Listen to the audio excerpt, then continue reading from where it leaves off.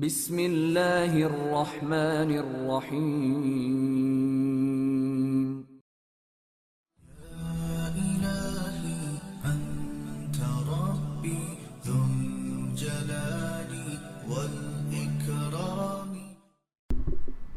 جب حضرت سیدنا علی رضی اللہ تعالیٰ عنہ مدینہ منورہ چھوڑ کر کوفہ تشریف لائے، آپ کے ساتھ ابن سبا کی روحانی اولاد، شرارتی طبقہ اور باغیوں کا گروہ بھی موجود تھا۔ حضرت علی رضی اللہ تعالیٰ عنہ نے دارالخلافہ کے لیے کوفہ کا انتخاب اس سوچ کے ساتھ فرمایا تھا کہ اہل کوفہ اپنے آپ کو شیعان علی کہلواتے ہیں اور حب اہل بیت کا دم بھرتے تھے۔ چاپلوسی کے ماہر، جی حضوری میں اول، چالاکی میں یکتا، جھوٹ بولنے کے استاد، زبان کے میٹھے اور دل کے کالے تھے۔ شیعہ مذہب کی معتبر کتاب مجالس المؤمنین کے مؤلف نے کھلے دل سے اقرار کیا ہے کہ کوفہ کے رہنے والے شیعہ مذہب رکھتے تھے۔ مجالس المؤمنین صفحہ نمبر 56 کی عبارت ملاحظہ فرمائیے کہ تمام کوفیوں کا شیعہ ہونا اتنا واضح ہے کہ اس پر دلیل پیش کرنے کی ضرورت نہیں ہے، اور کوفیوں کا سنی ہونا دلیل کا محتاج ہے، اگرچہ امام ابو حنیفہ کوفی تھے۔ دور حاضر کے شیعہ عالم مولوی محمد حسین ڈھکو اپنی کتاب میں لکھتے ہیں، اس میں کوئی شک نہیں کہ جناب امیر علیہ السلام یعنی حضرت علی رضی اللہ تعالیٰ عنہ نے کوفہ کو دارالخلافت قرار دیا اور وہ شیعان علی کا مرکز سمجھا جاتا تھا۔ حضرت سیدنا علی رضی اللہ تعالیٰ عنہ کے ساتھی جو اپنے آپ کو شیعان علی کہلاتے تھے اور حب علی سے زیادہ بغض صحابہ اور خاص کر کے بغض معاویہ کا شکار تھے، تقیہ باز اور منافق تھے، غداری اور بدعہدی ان کی گٹھی میں پڑی ہوئی تھی، پہلے درجے کے دغاباز اور جھوٹے اور مکار تھے۔ تمام زندگی حضرت سیدنا علی رضی اللہ تعالیٰ عنہ ان کی شرارتوں، خباثتوں اور نامناسب رویے سے نالاں اور تنگ رہے۔ انہوں نے قدم قدم پر حضرت علی رضی اللہ تعالیٰ عنہ سے بے وفائی کی اور فریب دیے۔ سیدنا علی رضی اللہ تعالیٰ عنہ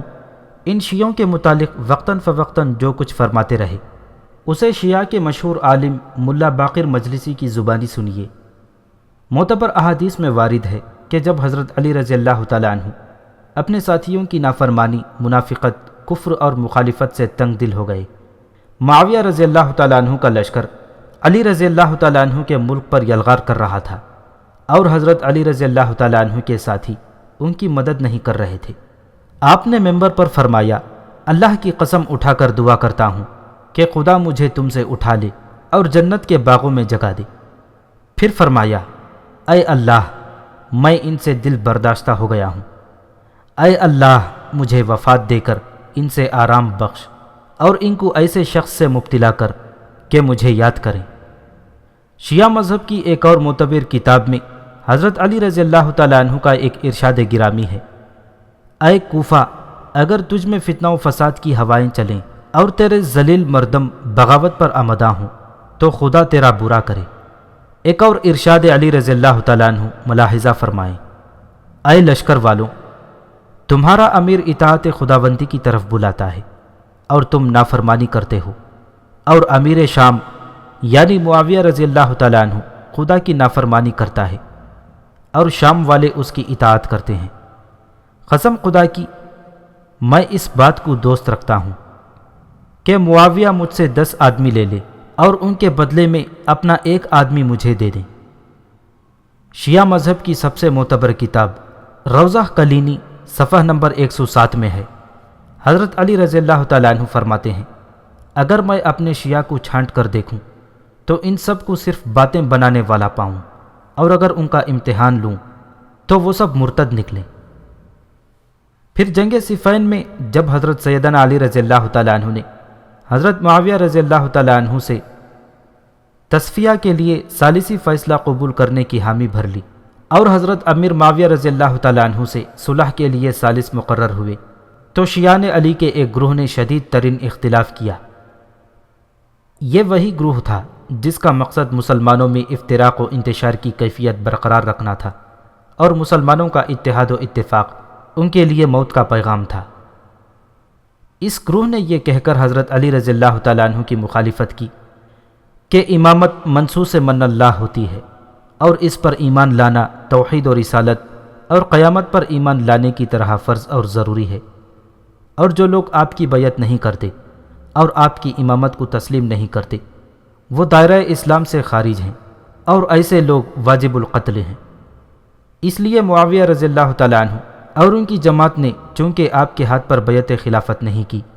اس لیے وہ قرآن کے احکام کے منکر ہیں اور واجب القتل ہیں۔ اب آپ ایسے لوگوں سے جو کافر ہیں صلح کس طرح کرنا چاہتے ہیں اور ثالث کس بات کے لیے مقرر کرنا چاہتے ہیں، جبکہ آپ کے مخالفین کے لیے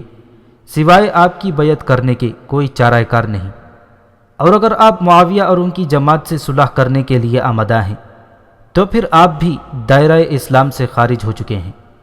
گویا کہ حضرت علی رضی اللہ تعالیٰ عنہ سے اس گروہ کا اختلاف اور جھگڑا اسی پر ہوا کہ وہ حضرت امیر معاویہ جیسے واجب القتل شخص سے صلح کرنے پر آمادہ ہو گئے تھے۔ اس سے واضح ہوا کہ یہ شیعان علی حب علی میں اتنے آگے بڑھ گئے تھے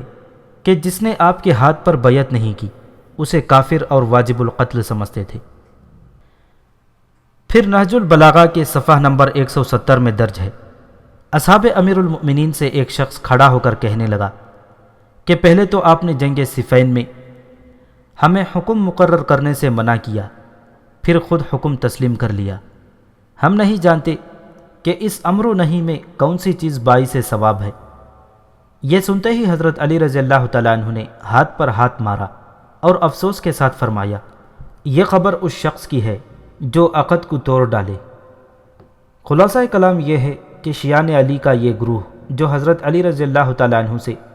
صرف اس وجہ سے ناراض ہوا اور جماعت سے خارج ہوا کہ سیدنا علی نے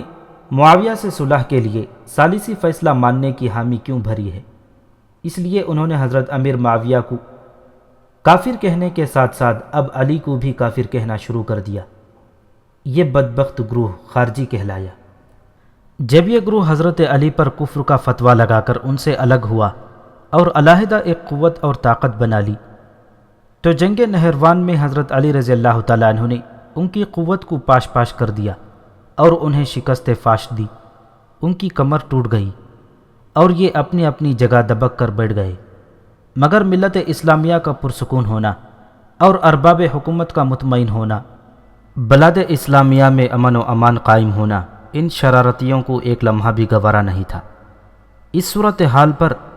اندر ہی اندر یہ کڑتے رہتے تھے، مگر ان کا کوئی بس نہیں چلتا تھا کہ پرامن ماحول کو پراگندہ کر دیں۔ پھر یہ بکھرے ہوئے شکست خوردہ ملعون سر جوڑ کر بیٹھے، آپس میں مشورہ کیا، سوچا اور پھر طے پایا کہ اس وقت ملت اسلامیہ کے پاس 3 شخصیتیں ایسی ہیں جو عظیم بھی ہیں اور قابل قدر بھی، صاحب تدبر بھی اور بہادر بھی، اہل علم بھی اور صاحب سیاست بھی ہیں، فہم و فراست کے مالک بھی اور صاحب حلم بھی، اور 3 آدمی اس مقام و مرتبے کے مالک ہیں کہ مملکت اسلامیہ کے تمام مسلمان ان پر اتفاق کر سکتے ہیں، اور ان میں سے ہر ایک اس شان اور اس صلاحیت کے مالک رہے ہیں کہ وہ بکھرے ہوئے بے طاقت مسلمانوں کو کسی وقت بھی ایک لڑی میں پرو کر کفر کے خلاف ننگی تلوار بنا سکتا ہے۔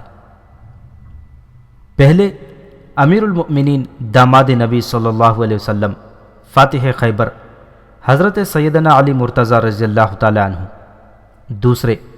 صاحب تدبر و فراست احلم امتی کے مصداق کاتب وحی حضرت سیدنا امیر معاویہ رضی اللہ تعالیٰ عنہ، تیسرے فاتح مصر صاحب فہم و فراست بے حد زیرک و دانا حضرت عمرو بن عاص رضی اللہ تعالیٰ عنہ۔ جب تک ان تینوں کو ٹھکانے نہیں لگا دیا جاتا اور ان سے نجات حاصل نہیں کی جاتی، اس وقت تک یہ احتمال موجود ہے کہ مسلمان ان تینوں میں سے کسی ایک پر متفق ہو کر اجتماعی قوت پیدا کر لیں اور مسلمان ایک پلیٹ فارم پر اکٹھے ہو جائیں۔ ان منافقین کو یہ بھی علم تھا کہ مسلمانوں کا اتحاد اور اتفاق، یکجہتی اور یگانگت ہی ہماری موت ہے، اور ہماری کامیابی و کامرانی کا راز صرف اور صرف اس میں ہے کہ مسلمان بکھرے رہیں۔ اس لیے اتحاد و اتفاق کی علامت ان 3 عظیم شخصیات کو راستے سے ہٹانا ضروری ہے۔ چنانچہ ان ملعون خوارج میں سے 3 سرکردہ اشخاص عبد الرحمن بن ملجم، برق بن عبداللہ تمیمی اور عمرو بن بکر تمیمی مکہ مکرمہ میں جمع ہوئے اور یہ منصوبہ بنا کہ ان 3 عظیم آدمیوں کو رمضان المبارک کی 17 یا 21 تاریخ کو قتل کر دیا جائے، تاکہ اس کے بعد ملت اسلامیہ کو نہ کہیں پناہ مل سکے اور نہ ہی ان کو سر چھپانے کی جگہ میسر آئے اور وہ سیاسی لحاظ سے یتیم ہو جائیں۔ اور اس طرح سے پہلے سنایا جا چکا ہے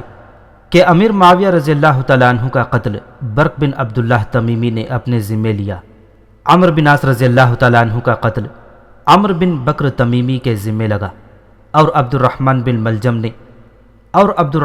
ملجم نے کہا کہ حضرت سیدنا علی رضی اللہ تعالیٰ عنہ کا خاتمہ میں کروں گا۔ یہ تینوں بدبخت اپنے اپنے منصوبے پر عمل درآمد کے لیے اپنی اپنی منزل کی طرف روانہ ہوئے۔ مقررہ تاریخ کو عمرو بن بکر تمیمی مصر کی مرکزی مسجد میں پہنچا۔ صبح کی نماز کا وقت تھا۔ اس نے خنجر سے وار کیا، مگر خوش قسمتی سے اس دن مصر کے گورنر حضرت عمرو بن عاص رضی اللہ تعالیٰ عنہ طبیعت ناساز ہونے کی وجہ سے مسجد میں تشریف نہ لا سکے۔ ان کی جگہ حضرت خارجہ بن حذیفہ نے امامت کے فرائض سر انجام دیے اور وہ اس ملعون کے حملے سے شہید ہو گئے۔ برق بن عبداللہ تمیمی نے جامع مسجد دمشق میں حضرت امیر معاویہ رضی اللہ تعالیٰ عنہ پر حملہ کیا، مگر وار خطا گیا۔ حضرت معاویہ رضی اللہ تعالیٰ عنہ زخمی ضرور ہوئے، مگر قاتل کا مقصد پورا نہ ہو سکا اور اللہ نے ان کو بچا لیا۔ عبد الرحمن بن ملجم جو جامع مسجد کوفہ کے باہر حضرت علی رضی اللہ تعالیٰ عنہ کے انتظار میں تھا، اس نے علی رضی اللہ تعالیٰ عنہ پر زہر میں بجھی ہوئی تلوار سے وار کیا، جو کاری ثابت ہوئی اور سیدنا علی شہید ہو گئے۔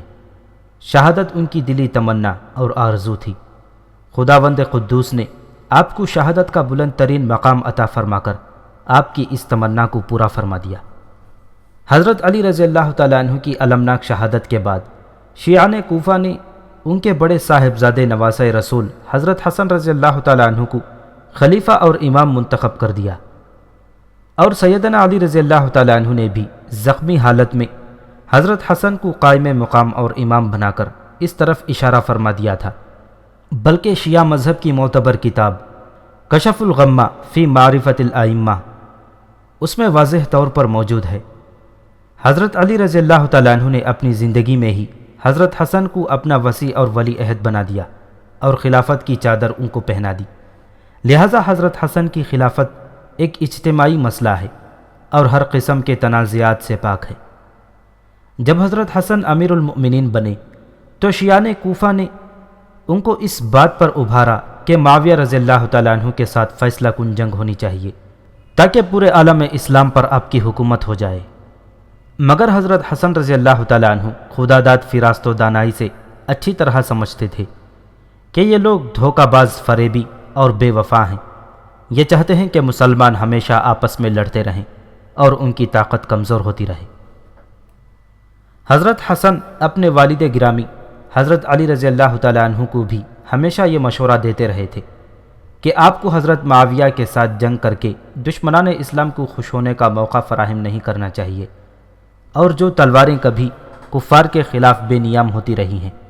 ان تلواروں کو اپنے مسلمان بھائیوں کے مقابلوں میں استعمال نہیں کرنا چاہیے۔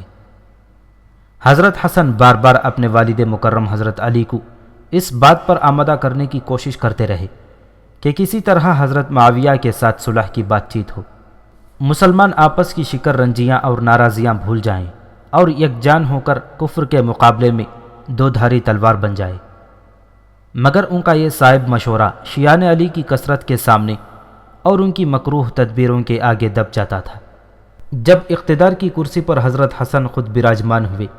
اور تمام تر اختیارات بلا شرکت غیر ان کے ہاتھ میں تھے، چنانچہ انہوں نے اپنی فوج کے کمانڈروں، جرنیلوں اور سرداروں کو جمع کیا اور پوچھا، بتلاؤ تمہارے کیا ارادے ہیں؟ کیا معاویہ سے جنگ کے لیے تیار ہو؟ اور جنگ ہو تو کیا میرا ساتھ دو گے؟ کہنے لگے، ہم آپ کے لیے جان اور مال کی بازی لگانے کو تیار ہیں، ہم کٹ جائیں گے مگر قدم پیچھے نہیں ہٹائیں گے۔ حضرت حسن رضی اللہ تعالیٰ عنہ نے فرمایا، اچھا تیاری کرو، تمہارے جوہر کا امتحان اور وفاؤں کی پرکھ میدان جنگ میں ہوگی۔ ادھر حضرت حسن کو یہ کہہ کر گئے اور ادھر حضرت امیر معاویہ رضی اللہ تعالیٰ عنہ کو خط لکھے، اگر ہم حسن کو گرفتار کر کے آپ کے پاس لائیں تو کیا انعام اور معاوضہ ملے گا؟ واہ رے شیان علی اور شیان حسن، تمہاری وفا اور دوستی پر قربان۔ ظالموں، تم نے شروع دن سے ہی خانوادہ علی کو ستانا، مارنا، تنگ کرنا اور تکلیف دینا اپنا منشور اور نصب العین سمجھا۔ حضرت حسن کے جاسوسوں نے ان کو شیان علی کی اس بدعہدی،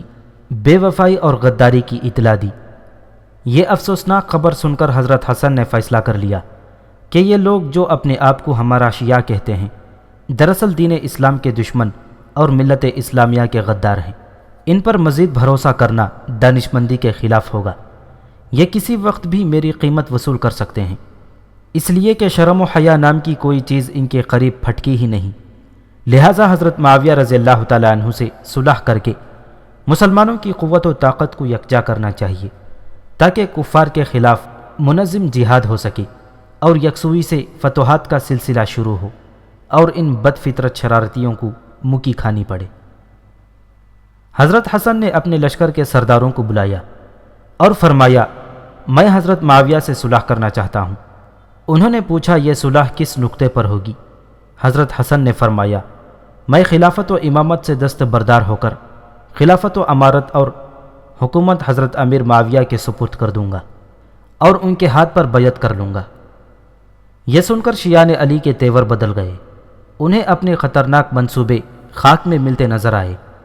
منظوم مقاصد پر اوس پڑتی دکھائی دی۔ ان کی تو کامیابی کا دار و مدار مسلمانوں کے اختلاف و انتشار اور پھوٹ میں تھا۔ اگر حضرت حسن سیدنا معاویہ سے صلح کر لیں تو ان کی تمام تر کوششیں اور جد و جہد ناکام ہوتی تھیں۔ اس لیے انہوں نے حضرت حسن کی یہ بات سن کر ایک دوسرے کی طرف تعجب کی نگاہ سے دیکھا اور جو کچھ کہا اور سیدنا حسن سے سلوک کیا اسے شیعہ مذہب کی معتبر کتابوں سے ملاحظہ فرمائیں۔ جب شیعان علی کو یہ خبر پہنچی کہ حضرت حسن معاویہ سے صلح کرنا چاہتے ہیں تو کہنے لگے کہ خدا کی قسم، حسن معاویہ سے صلح کرنا چاہتا ہے، یہ تو اپنے والد کی طرح کافر ہو گیا ہے، نعوذ باللہ۔ یہ کہہ کر ان کے خیمے پر حملہ آور ہوئے۔ حضرت حسن کے نیچے سے جائے نماز کھینچ لی۔ عبد الرحمن بن جعال نے چادر ان کے کندھے سے اتار لی اور جراح نے آپ کی ران میں تیر مار کر آپ کو زخمی کر دیا۔ حضرت حسن کا ایک اور ارشاد پڑھیے۔ فرمایا، اے عراقیوں، تمہارے 3 کرتوتوں کی بنا پر میں نے تم سے کنارہ کشی کر لی ہے۔ پہلی کرتوت، تم نے میرے والد حضرت علی رضی اللہ تعالیٰ عنہ کو شہید کیا۔ دوسری، تم نے میرے خیمے پر حملہ آور ہو کر میرا سامان لوٹ لیا۔ اور تیسری، تم نے میری ران پر نیزہ مار کر مجھے زخمی کر دیا۔ میں نے امیر معاویہ کی بیعت کر لی ہے، لہٰذا اب تم کو ان کے احکام ماننا اور ان کی اطاعت کرنا ضروری ہے۔ قارئین محترم، جن بدبخت اور بدتنیت لوگوں نے سیدنا معاویہ رضی اللہ تعالیٰ عنہ سے صلح کرنے پر حضرت حسن کی توہین کی، گالیاں بکیں، تبرہ کیا، خیمے پر حملہ آور ہوئے اور خیمہ لوٹا، ان کے نیچے سے مسلح کھینچا، خنجر کے وار کر کے زخمی کیا، ان کو مذل المؤمنین یعنی مؤمنوں کو ذلیل کرنے والا کہا، اور حضرت حسن اور سیدنا علی کو صاف اور واضح لفظوں میں کافر کہا، ستایا اور دکھ دیے، سائل اور مصائب میں مبتلا کیا۔ یہ لوگ کون تھے؟ ان کا مذہب کیا تھا؟ یہ اپنے آپ کو کیا کہلاتے تھے؟ اس کا فیصلہ بجائے اس کے کہ میں یا آپ یا کوئی اور مجتہد اور ذاکر کرے، اس کا فیصلہ خود حضرت سیدنا حسن رضی اللہ تعالیٰ عنہ کر چکے ہیں کہ میرے ساتھ جو کچھ سلوک کیا ہے ملعونوں نے کیا ہے۔ حوالے کے لیے دیکھیے، احتجاج طبرسی شیعہ مذہب کی معتبر کتاب میں لکھا ہے، اللہ کی قسم میں سمجھتا ہوں کہ معاویہ میرے لیے ان لوگوں سے بہتر ہے جو یہ کہتے ہیں کہ ہم تیرے شیعہ ہیں۔ ان شیعوں نے مجھے قتل کرنے کا ارادہ کیا، میرا سامان لوٹ لیا، میرا مال چھین لیا۔ اللہ کی قسم، اگر میں معاویہ سے عہد کر لوں جس سے میری جان بچ جائے اور میرے گھر والے امن حاصل کریں تو اس سے بہتر ہے کہ شیعہ مجھے قتل کر دیں اور میرا گھر برباد ہو جائے۔ اللہ کی قسم، اگر میں معاویہ سے جنگ کروں تو یہی شیعہ میری گردن سے پکڑ کر مجھے معاویہ کے سپرد کر دیں گے۔ حضرت حسن کے اس ارشاد گرامی کو ایک بار پھر پڑھیے۔ اہل تشیع کے دوسرے امام معصوم حضرت حسن رضی اللہ تعالیٰ عنہ رب کعبہ کی قسم اٹھا کر یقین دلاتے ہیں کہ میرے ساتھ جو سلوک ہوا یہ سب شیعوں کا کیا دھرا ہے، اور ان شیعوں سے میرے لیے معاویہ بہتر ہیں، جو ان نازک حالات میں بھی محبت و پیار اور شفقت سے لبریز خط لکھ کر میری رہنمائی کر رہے ہیں اور صلح کی خواہش کا اظہار کر رہے ہیں۔ حضرت معاویہ کے خطوط کا ذکر اور ان خطوط کا مضمون شیعہ مذہب کی کتاب ناسخ التواریف میں دیکھیے۔ تحریر فرماتے ہیں، جب امیر معاویہ کو حضرت حسن کے لشکر کے منتشر ہو جانے کی خبر ملی تو مہر و محبت کے خطوط پے در پے لکھے، جن میں لکھا، اے میرے چچا کے بیٹے، میرے اور تیرے درمیان جو رشتہ داری ہے اسے نہ کاٹو۔ ان لوگوں نے صرف آپ سے ہی نہیں، آپ کے والد حضرت علی سے بھی غداری کی ہے۔ اس کے ساتھ ہی حضرت امیر معاویہ رضی اللہ تعالیٰ عنہ نے کوفی لشکر کے سرداروں کے وہ خطوط بھی حضرت حسن کو بھیج دیے جو خطوط کوفی سرداروں نے امیر معاویہ کو لکھے تھے۔ ان خطوط میں ان غداروں نے حضرت امیر معاویہ کو لکھا تھا، اے امیر معاویہ، ہماری طرف کوچ کرو، جب تم پہنچو گے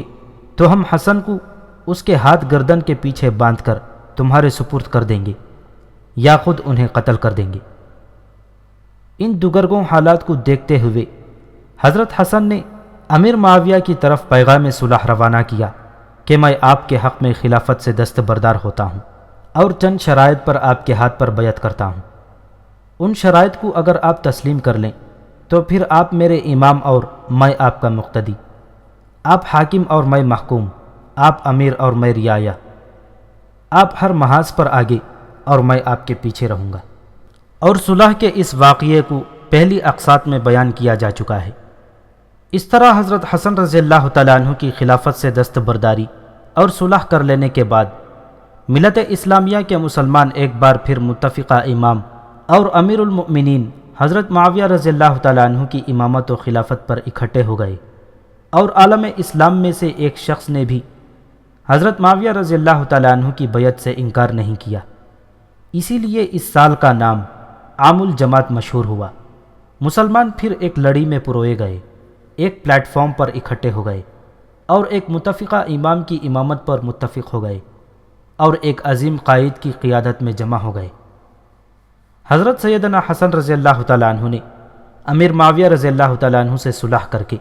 اور جنگ کا دروازہ بند کر کے اپنے نانا کی پیشن گوئی کو پورا فرما دیا، اور سرکار کائنات امام الکونین صلی اللہ علیہ وسلم کی زبان مبارک سے نکلے ہوئے مبارک الفاظ کی عملی تصدیق بن گئے، بے شک میرا یہ حسن بیٹا سردار ہے، اللہ تعالیٰ اس کے ذریعے مسلمانوں کی دو عظیم جماعتوں کے درمیان صلح کرائے گا۔ حدیث کے ان الفاظ پر تعصب و ضد سے کنارہ کش ہو کر غور فرمائیے کہ آج حضرت معاویہ رضی اللہ تعالیٰ عنہ کو حب اہل بیت کے کذاب دعوے داروں نے کافر و فاسق کہا، اسلام کا دشمن اور خاندان نبوت کا دشمن کہا، ان پر تبرہ کیا اور گالیاں نکالیں، اور بدقسمتی سے کچھ اپنوں نے تاریخ کی تاریکیوں میں ہوش و حواس گم کر کے اور تاریخ کو وحی کا درجہ دے کر حضرت معاویہ رضی اللہ تعالیٰ عنہ کو باغی، فتنہ و فساد کا بانی، دور جاہلیت واپس لانے والا، بدعات ایجاد کرنے والا اور خلافت کو ملوکیت سے بدلنے والا کہا، مگر باوجود اس کے کہ ان کی ایک جنگ حضرت علی رضی اللہ تعالیٰ عنہ سے منافقین کی شرارتوں اور پھیلائی گئی غلط فہمیوں کی بنا پر ہو چکی ہے، آج حضرت حسن رضی اللہ تعالیٰ عنہ نے ان سے صلح کر کے اور ان کی بیعت کر کے اپنوں اور غیروں کے منہ بند کر دیے کہ لوگوں، اگر معاویہ باغی ہوتا، فتنہ و فساد پھیلانے والا اور اسلام کا دشمن، مال غنیمت میں خیانت کرنے والا ہوتا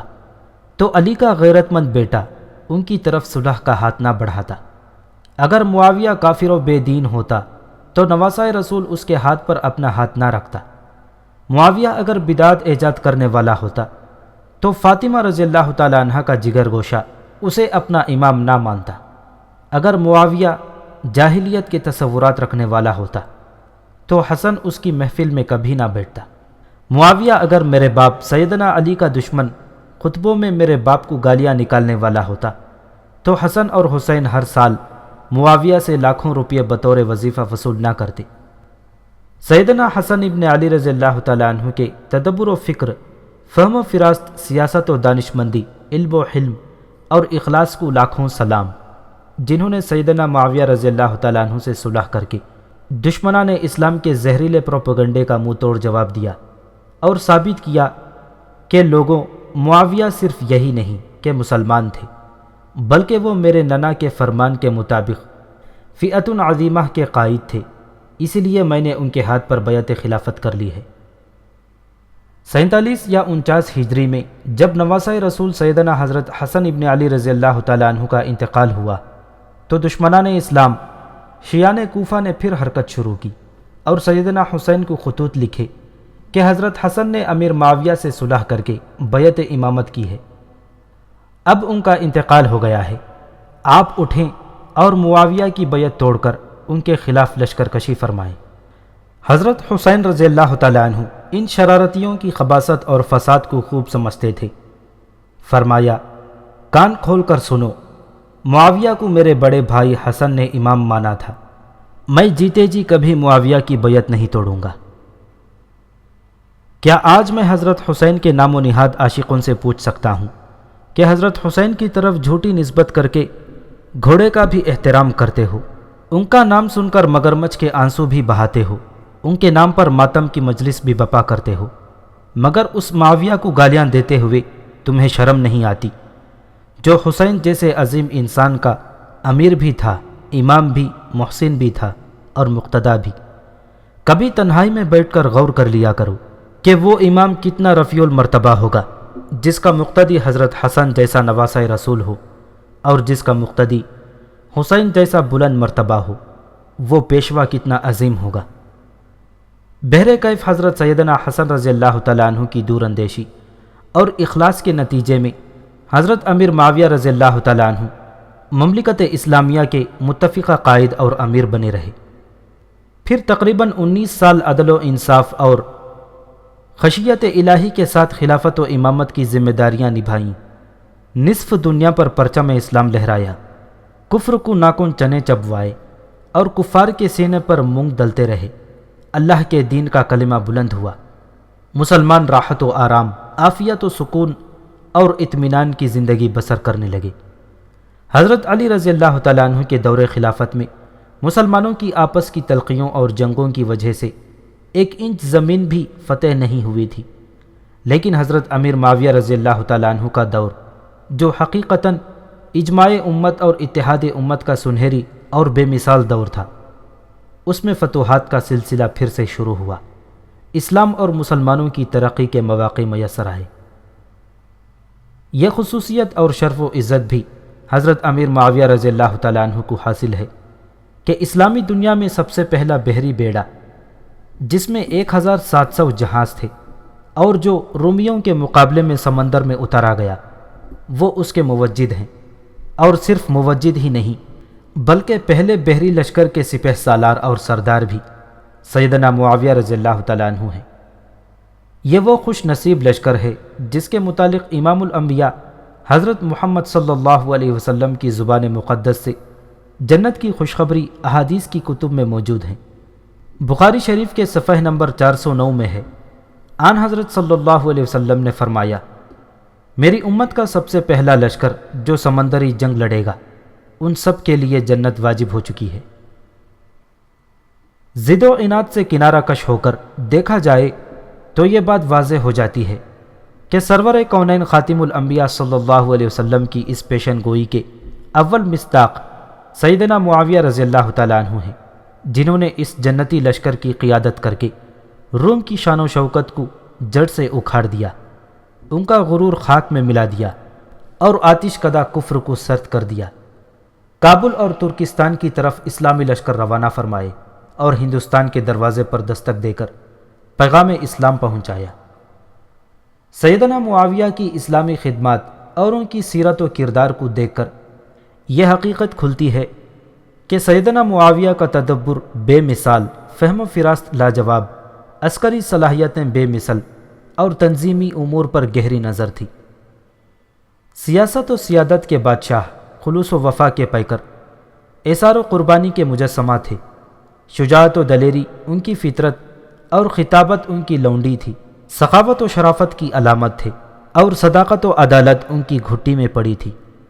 اعمال صالحہ کی طرف راغب اور منکرات سے متنفر تھے۔ آن حضرت صلی اللہ علیہ وسلم کے محب اور محبوب تھے، صحابی بھی اور رشتہ دار بھی۔ سرور کائنات رسول مکرم صلی اللہ علیہ وسلم کے قریبی دوستوں میں شامل اور کاتب وحی کے منصب پر فائز، انتہائی زیرک اور معاملہ فہم، مسلمانوں کے لیے علم کا کوہ گراں مگر کفار کے لیے سیف براں، خانوادہ نبوت سے بے حد پیار اور دشمنان رسول کے لیے دو دھاری تلوار تھے،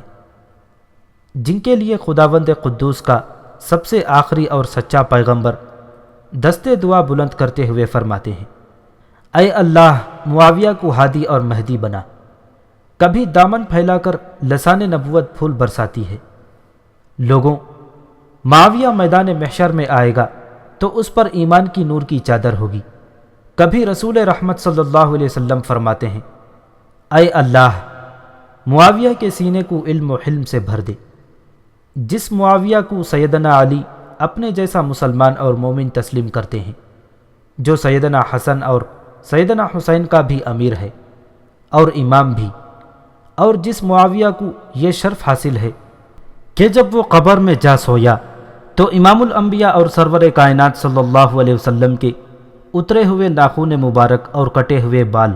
اس کے منہ اور ناک اور آنکھوں میں تھے۔ جو معاویہ اتنا عظیم ہے کہ حضرت عمر بن عبدالعزیز رحمۃ اللہ علیہ جیسا بے مثال انسان اور حضرت اویس قرنی جیسا تابعی اس کے گھوڑے کی گرد راہ کو بھی نہ پہنچ سکے، اور جو معاویہ اتنا عظیم ہے کہ شیخ عبد القادر جیلانی رحمۃ اللہ علیہ جیسا انسان یہ تمنا اور آرزو کرے کہ میں اس راستے پر بیٹھا رہوں جس راستے پر امیر معاویہ کی سواری نے آنا ہو، پھر اس سواری کے پاؤں سے اٹھنے والی خاک مجھ پر پڑ جائے تو میرے لیے باعث نجات ہوگی۔ لیکن تاریخ اسلام کا یہ اکبری صفت انسان اور بے مثال اور عظیم شخصیت اس لحاظ سے انتہائی مظلوم ہے کہ دشمنان اسلام شیعہ تو آغاز ہی سے سیدنا معاویہ رضی اللہ تعالیٰ عنہ کے دشمن ہیں، اور وہ صرف معاویہ کے ہی نہیں بلکہ تمام اصحاب رسول صلی اللہ علیہ وسلم کے دشمن ہیں۔ جو بدبخت اور بدتنیت امام اول حضرت ابو بکر صدیق رضی اللہ تعالیٰ عنہ کو نعوذ باللہ فرعون اور ابلیس کہتا ہے، اور امام دوم سیدنا عمر رضی اللہ تعالیٰ عنہ کو حامان اور زندیق کہتا ہے، نعوذ باللہ۔ امام سوم حضرت عثمان رضی اللہ تعالیٰ عنہ کو قارون اور بدقماش کہتا ہے، نعوذ باللہ۔ ام المؤمنین حضرت عائشہ رضی اللہ تعالیٰ عنہ کو نعوذ باللہ فاحشہ اور منافقہ کہتا ہے۔ حضرت طلحہ اور زبیر رضی اللہ تعالیٰ عنہ مجمعین کو مفاد پرست اور دشمن اسلام سمجھتا ہے، نعوذ باللہ، اور خالد بن ولید کو زانی کہتا ہے، نعوذ باللہ۔ اور بدبخت اگر معاویہ کو کوستا ہے، تبرہ کرتا ہے، گالیاں نکالتا ہے، انہیں کافر اور منافق کہتا ہے، نعوذ باللہ، تو اس پر تعجب اور حیرت نہیں ہے۔ باعث تعجب اور باعث افسوس بات یہ ہے کہ اہل سنت کے دعوے دار ایک طبقے کے جذبات و نظریات ان کے متعلق ویسے ہی نہیں رہے جیسے دوسرے صحابہ اکرام کے بارے میں عموماً پائے جاتے ہیں۔ وہ بے دھڑک ان کو باغی، خاطی، فتنے کا بانی، بیت المال کا خائن، بدعات کا مرتکب اور نہ جانے کیا کچھ کہتے رہتے ہیں۔ معاویہ کا نام سن کر ایسے چین سے چبی ہو جاتے ہیں کہ ان کے ماتھے پر ابھرنے والی شکنیں گھنی ہو جاتی ہیں، مگر جذباتی اور خیالی بلند پروازیوں سے الگ ہو کر ٹھوس علمی اور حقیقی بنیادوں پر غور و فکر کیا جائے تو معلوم ہوگا کہ حضرت معاویہ رضی اللہ تعالیٰ عنہ کا دامن مقدس داغ طغیان و معصیت سے اس طرح پاک ہے جس طرح حضرت علی اور دیگر اصحاب رسول کا دامن صاف ہے۔ میں ارباب علم و دانش کو دعوت فکر دیتا ہوں کہ چلیے ایک منٹ کے لیے تسلیم کر لیتے ہیں کہ معاویہ سے سیاسی خطا ہوئی، لیکن کیا اس عظیم المرتب کاتب وحی اور فاتح قبرص صحابی کو ایک دو سیاسی لغزشیں اتنا حقیر اور پست بنا سکتی ہیں کہ ہر کوئی ان کی گستاخی اور بے ادبی پر اتر آئیں اور ان کا احترام اور عظمت بھی ہمارے دل سے نکل جائے اور ہم بلا تکلف ان پر تنقید شروع کر دیں، انہیں باغی اور منافق کہہ گزریں؟ سیدنا امیر معاویہ رضی اللہ تعالیٰ عنہ کا سب سے بڑا قصور اور خطا یہ بیان کی جاتی ہے کہ انہوں نے سیدنا علی رضی اللہ تعالیٰ عنہ کی بیعت خلافت نہیں کی اور ان کے خلاف لشکر کشی کر کے جنگ کے مرتکب ہوئے۔ لیکن ضد و عناد اور تعصب کو بالائے طاق رکھ کر فیصلہ کیجئے کہ کیا صرف امیر معاویہ ہی سیدنا علی کی بیعت سے انکاری تھے یا اور صحابہ اکرام بھی اس جرم کے مرتکب ہوئے؟ تاریخ کا مطالعہ کیا جائے تو ہزاروں صحابہ اکرام آپ کو نظر آئیں گے جو سیدنا امیر معاویہ رضی اللہ تعالیٰ عنہ اور ام المؤمنین سیدہ عائشہ رضی اللہ تعالیٰ عنہ کے حامی اور ان کے لشکر میں شامل تھے، اور انہوں نے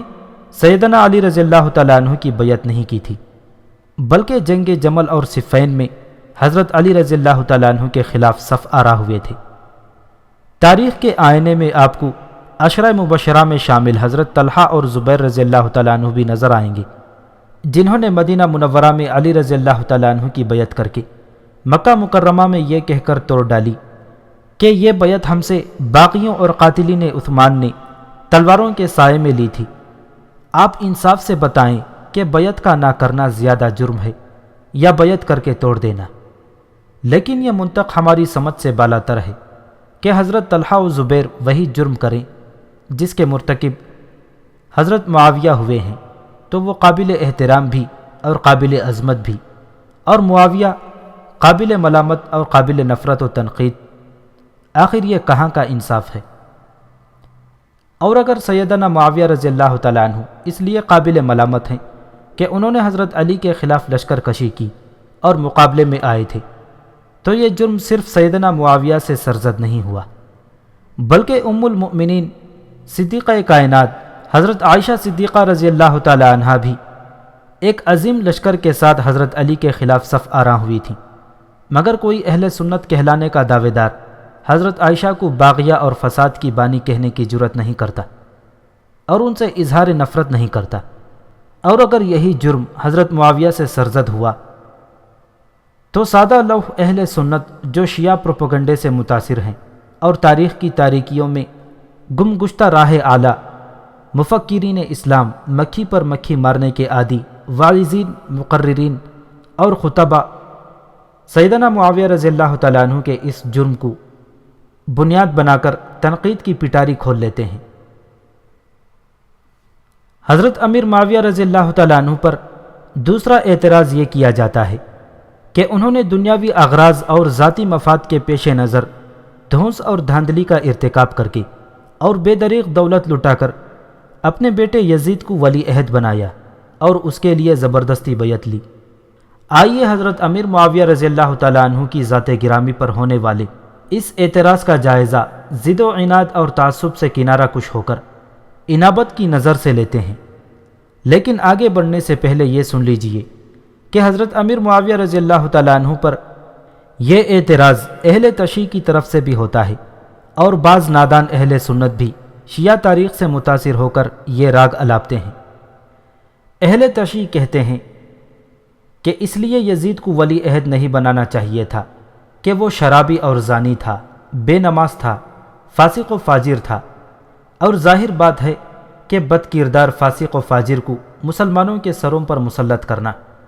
اور اس کی ولی عہدی کی بیعت لینا ظلم اور زیادتی ہے۔ ہم اہل تشیع سے پوچھتے ہیں کہ ہمارے مذہب کے معتبر کتب اس بات پر گواہ ہیں، اور کائنات کا کوئی شیعہ اس حقیقت کو جھٹلا نہیں سکتا کہ محمد عربی صلی اللہ علیہ وسلم کی وفات کے بعد جب مسلمانوں نے متفقہ طور پر حضرت صدیق اکبر رضی اللہ تعالیٰ عنہ کو خلیفۃ المسلمین تسلیم کر لیا اور ان کے ہاتھ پر بیعت خلافت ہو گئی، تو حضرت سیدنا علی رضی اللہ تعالیٰ عنہ نے بھی حضرت ابو بکر صدیق رضی اللہ تعالیٰ عنہ کے ہاتھ پر بیعت خلافت کی تھی، ان کو اپنا امیر اور خلیفہ مان لیا تھا، اور مسجد نبوی میں ان کی اقتداء میں نمازیں ادا کرتے رہے تھے۔ اور دوسری طرف یہ حقیقت بھی واضح طور پر ہے کہ شیعہ کا ناپاک، نجس اور غلیظ عقیدہ یہ بھی ہے کہ حضرت ابو بکر صدیق رضی اللہ تعالیٰ عنہ مرتد، کافر اور ظالم تھے، نعوذ باللہ۔ اس کا واضح نتیجہ یہ نکلا کہ حضرت علی رضی اللہ تعالیٰ عنہ نے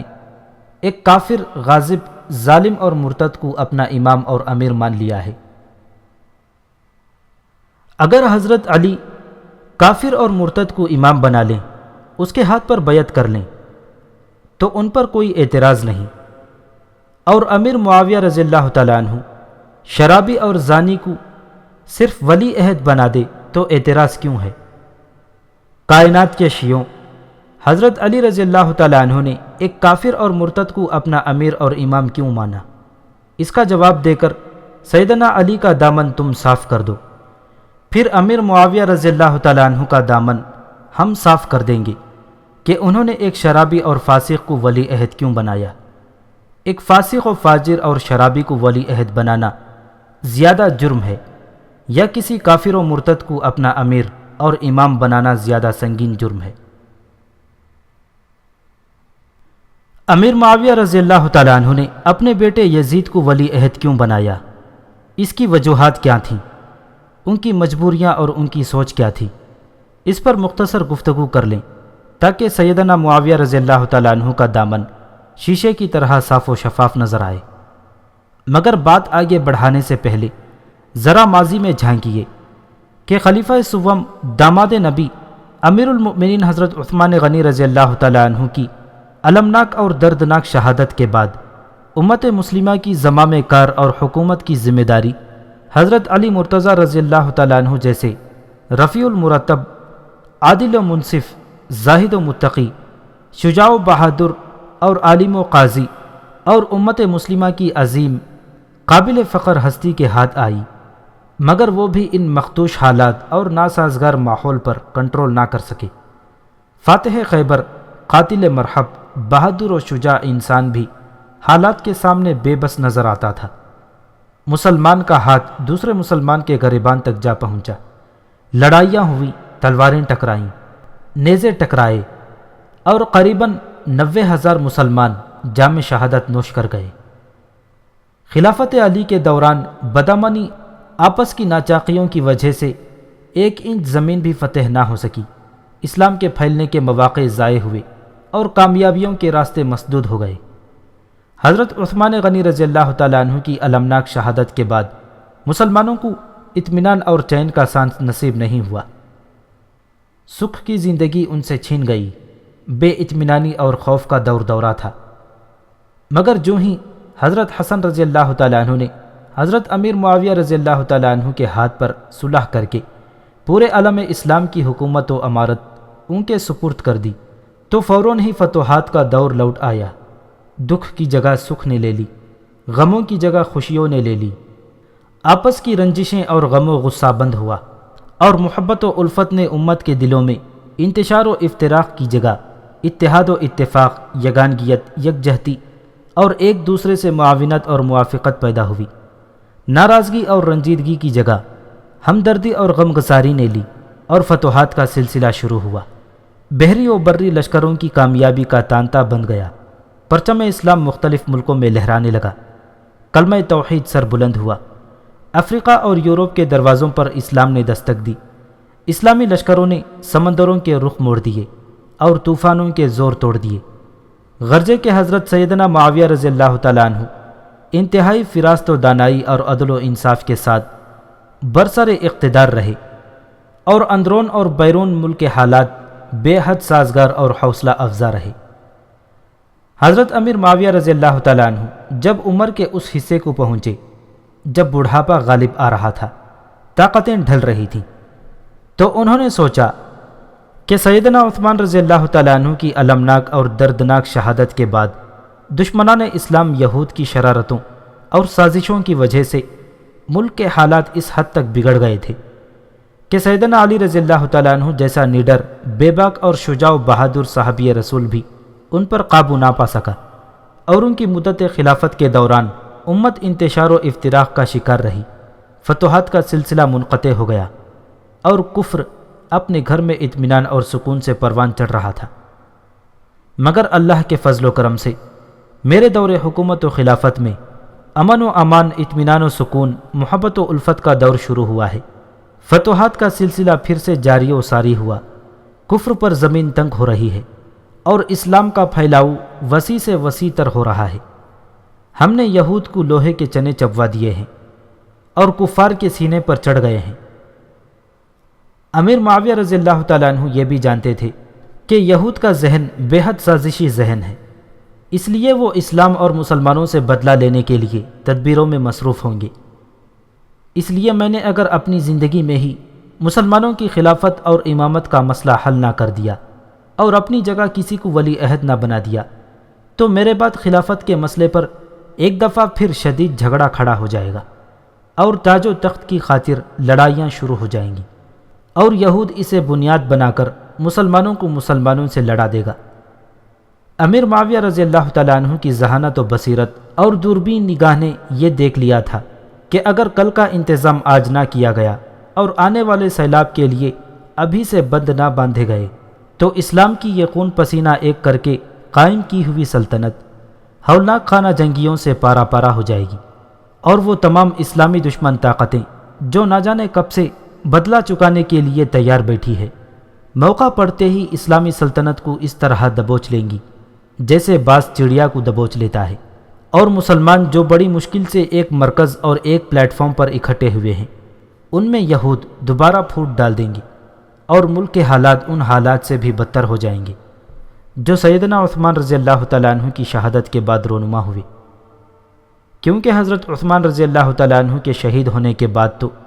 سیدنا علی رضی اللہ تعالیٰ عنہ جیسے عظیم لوگ بھی موجود تھے جو آج اس دنیا میں موجود نہیں۔ اس لیے ضروری ہے کہ میں اپنی زندگی میں کسی شخص کو اپنا ولی عہد بنا دوں تاکہ میرے بعد وہ نامست کردہ جانشین امیر المؤمنین کے منصب پر فائز ہو جائے اور مسلمانوں کو اس مسئلے میں کسی قسم کی پریشانی کا سامنا نہ کرنا پڑے۔ لوگ کہتے ہیں کہ اپنی زندگی میں ولی عہد بنانا حضرت معاویہ رضی اللہ تعالیٰ عنہ کی غلطی تھی۔ میں کہتا ہوں ان حالات میں ماضی کو دیکھتے ہوئے اور مستقبل پر نظر رکھ کر ولی عہد بنانے کا فیصلہ امیر معاویہ رضی اللہ تعالیٰ عنہ کے حسن تدبر، سیادت و فراست، سیاسی بصیرت کا منہ بولتا ثبوت ہے۔ تھوڑی دیر کے لیے حب علی اور بغض معاویہ کے دائرے سے نکل کر ایک نظر پھر ان سیاسی، معاشرتی، سماجی اور عوامی حالات پر نظر ڈالیے جو سیدنا معاویہ رضی اللہ تعالیٰ عنہ کے دور میں اور سیدنا عثمان ذو النورین رضی اللہ تعالیٰ عنہ کی شہادت کے بعد رونما ہوئے تھے۔ ایسے حالات میں مشہور صحابی رسول حضرت مغیرہ بن شعبہ رضی اللہ تعالیٰ عنہ جو بیعت رضوان میں شامل تھے اور عرب کے عظیم دانا، مدبر اور متکلم تھے، انہوں نے حضرت معاویہ رضی اللہ تعالیٰ عنہ کو مشورہ دیا تھا کہ ولی عہدی کے منصب کے لیے آپ کے بیٹے یزید سے زیادہ اور کوئی شخص مناسب نہیں ہوگا۔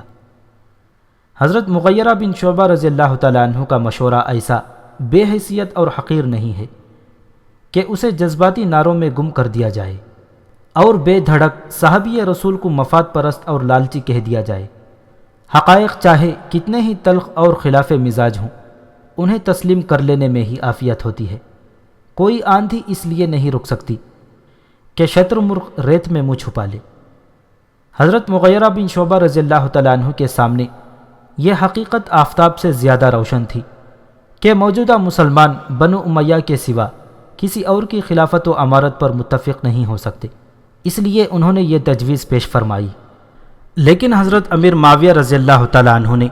حضرت مغیرہ بن شعبہ رضی اللہ تعالیٰ عنہ کے اس مشورے اور تجویز کو آنکھیں بند کر کے تسلیم نہیں فرمایا، بلکہ فرمایا میں اس بارے میں اس وقت تک کوئی قدم نہیں اٹھاؤں گا جب تک پوری امت کے ارباب، صاحب علم و دانش اور تمام صوبوں کے گورنروں سے ان کی رائے نہیں پوچھ لیتا۔ چنانچہ مختلف شہروں سے ارباب علم و دانش اور ارباب اقتدار کو بلایا گیا، ان کے سامنے مسلمانوں کے مستقبل کی صورتحال رکھی گئی، آئندہ مسلمانوں کے مابین جنگ، خون ریزی اور اختلاف و انتشار کے سدباب کے لیے کیا اقدام کرنے چاہیے اور کیا یزید کو ولی عہد بنانا درست اقدام ہوگا یا نہیں۔ تو تمام مسلمانوں نے یہ مشورہ دیا، چونکہ اس وقت عالم اسلام پر بنو امیہ کی حکومت ہے اور ان کی گرفت بھی مضبوط ہے، امن و فتوحات کا دور واپس لانے میں ان کا سنہرے کردار ہے، اور اس وقت اصلی قوت و طاقت کا مرکز بھی بنو امیہ ہی ہے، اس لیے انتہائی مناسب ہوگا کہ یزید کو ولی عہد کے منصب پر فائز کر دیا جائے۔ اس کے بعد حج کے موقع پر حضرت امیر معاویہ رضی اللہ تعالیٰ عنہ نقاہت و بیماری کے باوجود مکہ مکرمہ تشریف لے گئے وہاں اہل علم سے مشورہ فرمایا، پھر مدینے کی طرف روانہ ہوئے۔ وہاں اصحاب رسول کی رائے لی۔ ام المؤمنین حضرت عائشہ صدیقہ رضی اللہ تعالی عنہ سے مشورہ کیا۔ سب نے یزید کی ولی عہدی کے اقدام کی تائید کی۔ دنیا کی کسی کتاب میں یہ بات نہیں ملتی کہ مکہ و مدینہ کی ان برگزیدہ ہستیوں میں سے کسی ایک نے بھی کہا ہو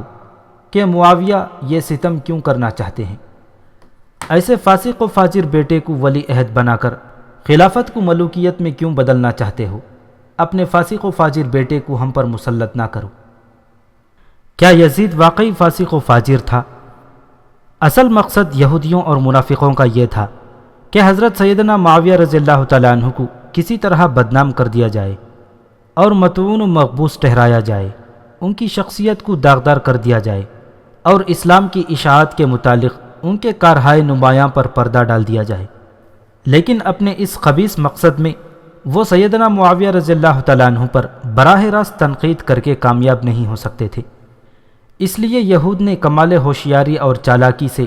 یہ آسان راستہ اختیار کیا کہ حضرت امیر معاویہ رضی اللہ تعالیٰ عنہ نے اپنے جس بیٹے کو ولی عہد اور اپنا جانشین بنایا اور خلافت کے لیے نامزد کیا، اسے جی بھر کے مطعون اور بدنام کرو، اسے فاسق و فاجر کے روپ میں پیش کرو، شراب نوشی، زانی، بد کردار ثابت کرو، حتیٰ کہ اسے فرعون، حامان اور شیطان کے ہم پلہ دکھاؤ۔ اس کا لازمی نتیجہ یہ نکلے گا کہ عام مسلمان یہ بات سوچنے پر مجبور ہوگا کہ یزید اگر واقعی شرابی، زانی اور بد کردار تھا اور خلافت کے لائق نہیں تھا تو حضرت معاویہ رضی اللہ تعالیٰ عنہ نے اسے خلافت کے لیے نامزد کر کے مسلمانوں پر ستم ڈھایا اور امت پر بد کردار بیٹے کو مسلط کر کے زیادتی اور ظلم کیا۔ ان کے اس فعل سے معلوم ہوتا ہے کہ نعوذ باللہ وہ خواہشات نفس کے پیروکار، دنیا دار، کنبہ پرور اور لالچی تھے۔ چنانچہ یہودی اور منافق اپنے اس چال میں خاطر خواہ کامیاب ہوئے، اور نتیجہ آج آپ کے سامنے ہے کہ اچھے خاصے تعلیم یافتہ اہل سنت امیر معاویہ رضی اللہ تعالیٰ عنہ کے بارے میں سخت ناگفتہ باخیالات کے اسیر ہیں، اور شیعوں نے اس سلسلے میں ایسی ڈفلی بجائی ہے کہ اہل سنت علماء اور مفکرین اسلام لاشعوری طور پر رقص کرنے پر مجبور ہیں۔ یزید کے فسق و فجور کو مزے لے کر بیان کرنے والے واضحین اور علماء نے کبھی عمیق نظر سے غور کیا ہے کہ یزید اگر واقعی فاسق و فاجر اور بد کردار تھا تو امیر معاویہ رضی اللہ تعالیٰ عنہ کا دامن تو داغدار ہوتا ہی ہے، کیونکہ انہوں نے ایک فاسق و فاجر کو ولی عہد بنایا تھا۔ لیکن ان سینکڑوں جلیل القدر، رفیع المرتب اصحاب رسول رضی اللہ تعالیٰ عنہ مجمعین کے بارے میں کیا خیال ہے جنہوں نے ایک فاسق و فاجر اور بدعمال شخص کو ولی عہد کے منصب پر قبول کر لیا، اور اس کے ہاتھ پر بیعت خلافت کی؟ ان ہزاروں جلیل القدر تابعین کا کیا بنے گا جنہوں نے یزید کو بحیثیت امیر المؤمنین قبول کیا اور اس کے ہاتھ پر بیعت کی؟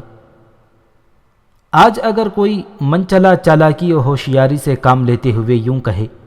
کہ یزید ولی عہد بنائے جانے کے وقت تو نیک اور صالح تھا، فاسق و فاجر نہیں تھا، مگر حضرت امیر معاویہ رضی اللہ تعالیٰ عنہ کی وفات کے بعد اس کا فسق و فجور ظاہر ہوا، تو ہمارا پھر سوال یہ ہے کہ ان صحابہ اکرام کے بارے میں تمہارے تصورات و خیالات کیا ہیں جنہوں نے وفات معاویہ رضی اللہ تعالیٰ عنہ کے بعد یزید کو بحیثیت خلیفۃ المسلمین تسلیم کیا، اس کے ہاتھ پر بیعت خلافت کی اور ہر لحاظ سے اس کا ساتھ دیا؟ خاندان علی رضی اللہ تعالیٰ عنہ کے ایک ممتاز فرد حضرت علی مرتضیٰ رضی اللہ تعالیٰ عنہ کے فرزند اور حسنین کریمین کے برادر عزیز، بہت بڑے تابعی عالم حضرت محمد بن علی رحمۃ اللہ علیہ نے بھی بخوشی و رضا یزید کی بیعت کی تھی، اور جب کچھ لوگوں نے ان سے مطالبہ کیا کہ آپ یزید کی بیعت توڑ دیں تو انہوں نے سختی سے انکار کیا اور یزید کی حمایت میں ان سے بحث مباحثہ کیا۔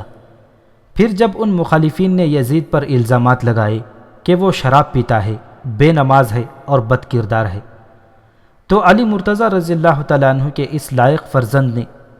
یزید کی حمایت میں ان لوگوں کو جواب دیتے ہوئے فرمایا، میں نے یزید میں وہ باتیں نہیں دیکھیں جو تم بیان کر رہے ہو، میں خود اس کے پاس گیا ہوں اور اس کے ہاں رہا ہوں، میں نے اس کو ہمیشہ نماز کا پابند، نیک کاموں کا متلاشی، مسائل فقہ پر گفتگو کرنے والا اور سنت نبوی کا پیروکار پایا ہے۔ امام الانبیاء سرور کائنات صلی اللہ علیہ وسلم کا ارشاد گرامی ملاحظہ فرمائیں کہ میری امت کا پہلا لشکر جو سمندری جہاد کرے گا ان پر جنت واجب ہے۔ تمام علماء امت کا اجماع ہے کہ اسلام میں سب سے پہلی بحری جنگ جو لڑی گئی اس لشکر کے قائد اور سپہ سالار حضرت امیر معاویہ رضی اللہ تعالیٰ عنہ تھے۔ پھر آن حضرت صلی اللہ علیہ وسلم نے خوشخبری دیتے ہوئے فرمایا، میری امت کا پہلا لشکر جو قسطنطنیہ پر حملہ آور ہوگا اس کی مغفرت مقدر ہو چکی ہے۔ قیصر کے شہر قسطنطنیہ پر سمندری راستے سے مسلمانوں کا حملہ 52 ہجری کا واقعہ ہے۔ جو ہی حضرت امیر معاویہ رضی اللہ تعالیٰ عنہ نے اس پر لشکر کشی کا حکم دیا تو عالم اسلام میں رہنے والے مسلمان اس مغفور لشکر میں شمولیت کے لیے دیوانہ وار دوڑ پڑے، اس لیے کہ اس لشکر کے لیے مغفرت اور جنت کی بشارت صحابہ کرام رضی اللہ تعالیٰ عنہم اجمعین نے حضور اقدس صلی اللہ علیہ وسلم کی زبان مقدس سے سن رکھی تھی۔ اب جب جنت کے دروازے کھلنے کا وقت آیا تو تمام لوگ ایمان کی شمع اپنے سینوں میں روشن کیے دمشق کی طرف چل نکلے۔ اس لشکر میں شمولیت کے لیے میزبان رسول حضرت ابو ایوب انصاری رضی اللہ تعالیٰ عنہ، جن کی عمر 80 سال سے تجاوز کر چکی تھی، وہ بھی دمشق پہنچے۔ اگرچہ عمر کے اعتبار سے جہاد کے قابل نہیں تھے، مگر جنت سامنے نظر آئی تو بڑھاپا بھی ان کا راستہ روک نہ سکا۔ اس لشکر میں حضرت عبداللہ بن عمر رضی اللہ تعالیٰ عنہ، حضرت عبداللہ بن زبیر رضی اللہ تعالیٰ عنہ اور حضرت عبداللہ بن عباس رضی اللہ تعالیٰ عنہ، حضرت حسین بن علی رضی اللہ تعالیٰ عنہ اور ہزاروں جلیل القدر صحابہ اکرام رضوان اللہ علیہم اجمعین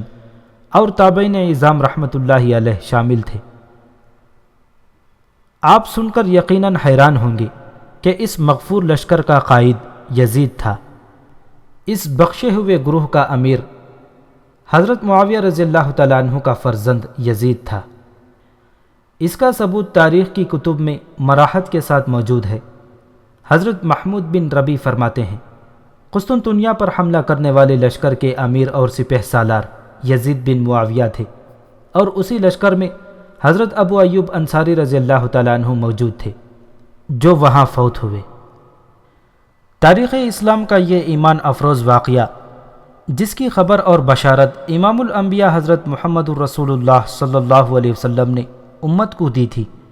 اور پورے لشکر کو جنت کی خوشخبری سنائی تھی،